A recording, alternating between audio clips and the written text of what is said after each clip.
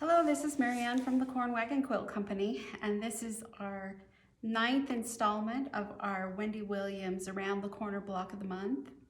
And this month we're going to be doing the applique in the top and the bottom borders. Last month we put together the pieces, or did the curved piecing of these borders with the green and the blue pieces that you received early on. And hopefully that worked out nicely, and so you have these borders put together. When I've done the applique on the bottom and the top of the borders, I sewed together 9 of these, 9 for the top and 9 for the bottom. And then once they were sewn together, then I've added the applique using soft fuse on the back of the wool pieces. So I'll show you the top one. The top part of the border, you'll end up just doing sort of the middle portion of the block, and I know this is upside down, but the ends right here will be next month. You'll add the leaves or the vines. So the houses are the only part that we're going to be doing in the border on the top this month. You can see that I've used my completed border, at least the one pieced completed border, with the green and the white pieced together. And then I haven't always just followed the colors that Wendy Williams uses. She uses bright colors, and she likes to use things that contrast in color. And so instead of doing it exactly like she's done it, I've just made sure that each of my houses has enough contrast so the windows show up and the doors show up, and so there's enough contrast that they're visible. So you'll notice in mine that each one is a little bit different and each has bright colors. And I have used the patterns in her pattern book. One thing that's unique about this top border is that the trees match the curvature of the border. So you can see right here, there's my first tree. Maybe I can turn it the other way so it's not upside down. So there's my first tree, and it matches the curve of the pieced background. There's my second tree. That one didn't get ironed down perfectly, but you can see how the trees that are added match the curve of the border. And on some of those, I've had to trim them just a little bit because the pattern didn't exactly match it. So once you get it on there, you can kind of pull it away and trim it down so it matches precisely. So the top of those trees is going to butt up to the seam. It's not going to go into the seam, it's going to butt up against it. And I think you can see on this one especially that the top of the wool is going to match the seam line right there, and then I'll stitch it down. What I've done with this one is I found that on the pattern she doesn't have them labeled in any way, so it's just a little bit hard to know once you've cut out the soft fuse which house goes where. So I found it really helpful to label each house 1, 2, 3, 4, 5, 6 across the top.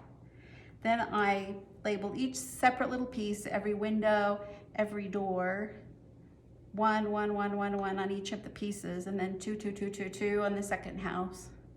And then I matched them up with the wool. And then when I was actually adding them to the background, then it was much easier to know which house was number 1 and which house was number 2 and which house was number 3. So that may be helpful to you. If you have a different method, that's great. But you can see with this one that I've added a couple of houses at a time, and then I've added a couple of houses, and so I have it all spaced out on here. Wendy Williams does suggest that on this top border that you actually go into the seam allowance here with your houses.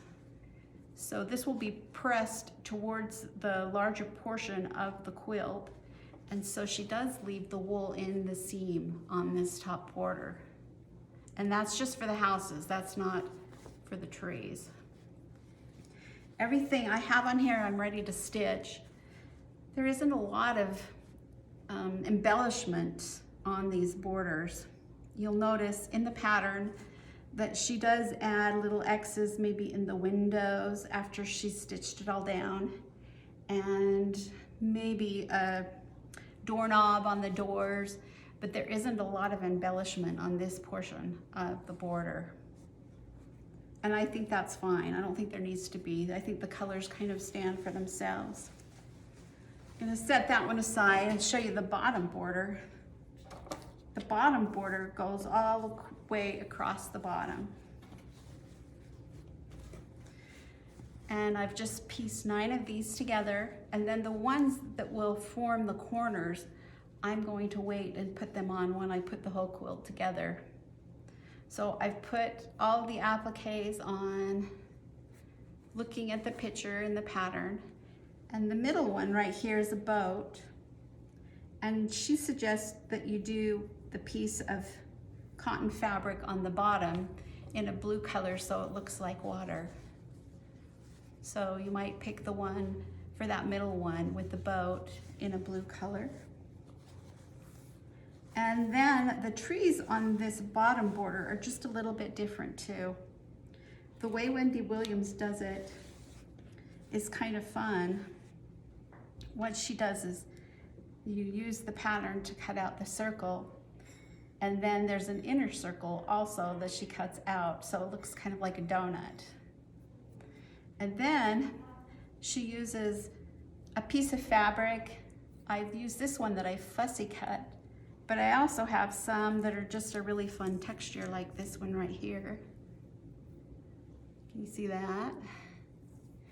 And what she does is she makes it like this and cuts out the center, and then puts the piece of cotton fabric behind it, and then appliques it on like that. So I'm gonna show you how I place these on here. When I do this, I cut my piece of cotton just a little bit smaller than my donut, the outer shape of the donut. And then when I fuse it onto my background, once I take the paper off of here for the soft fuse, then it'll fuse it on there with the piece of cotton fabric sandwiched in between. So I'm gonna add these and kind of show you how to do it. Another thing that I would suggest is that when you're doing the little trunks for the trees, turn that again on, I would put a piece of soft fuse on a larger piece of the brown that's for your trunks. You can see how this has a whole piece of soft fuse on it. And then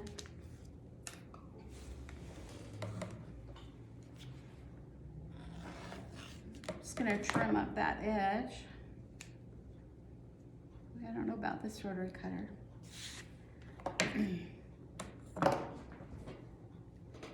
But I'm using my ruler and my rotary cutter with the soft fuse on the back of that brown piece for the trunks. I'm just gonna cut a 1/4 inch strips.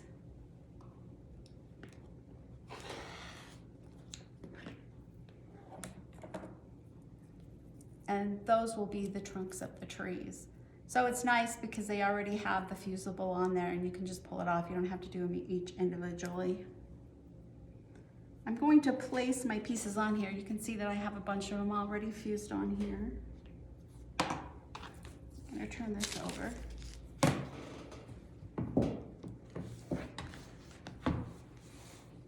I like to heat up my iron really nice and hot and make sure that it has steam in it when I'm applying them with the soft fuse to the background.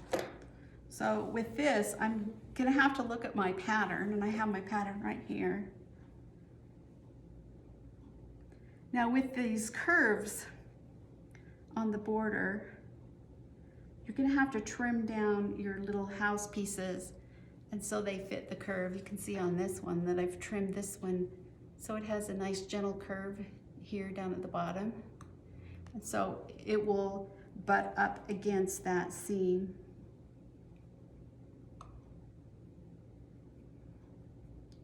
I like to place, oh, maybe 2 or 3 houses at a time and then fuse it down. You can see this one I fussy cut, so there's a little pattern in the inset. And my cotton piece, again, is just a little bit smaller, so when I fuse that, it's gonna stick to the background. And I'm just looking at the picture here and trying to do it similarly. I mean, if you are really creative and you want to make it a little different, that's great. So I pull my soft fuse off my pieces and lay them down. And again, with these tree trunks, I need to trim them slightly so they match that curve of the fabric. Let's see, I have this house up here on the top, and he's going to have a little red roof. This color is different from the one in the pattern, and I just used my scraps in this one that I did. Then there's a little tree, a littler one right here. Let's do this one.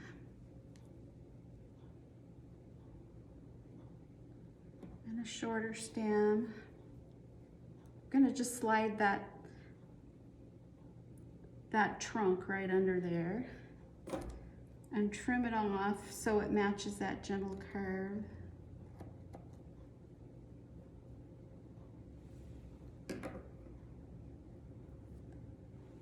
And that's probably enough. Let me just trim this right here. Okay, I get them placed on there just where I want.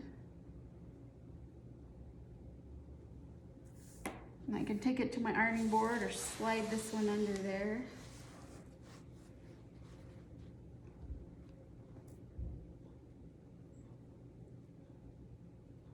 And I try to make sure they're just in the right place, because once you get them fused down, they don't come up easily. And then I take my nice hot iron and I am going to steam it. It just takes a few seconds to get that fused down. So there's a house and 2 trees fused, and so I'll go to the next area. And that's how I did with the whole row of the houses on this bottom border. I just did a few at a time, press them on, and then I'll go back and do the stitching and just a little bit of embellishment. It's not going to take a lot. I think you'll enjoy doing this border. There's a lot of stitching, but there's not a lot of embellishing, and so it doesn't take an extreme amount of time. On the corner blocks that will be here in each corner, there's a little beehive and there's a little dog house, and I'm gonna wait until I put the whole quilt together again before I put those on, because some of them come over this seam line here. So until I get the whole thing put together next month, then I won't add those corner blocks. I'm just putting together this, and I'm pretty sure it's 9 blocks wide. I'll count. 1, 2, 3, 4, 5, 6, 7, 8, 9. So it's 9 on the bottom and 9 on the top.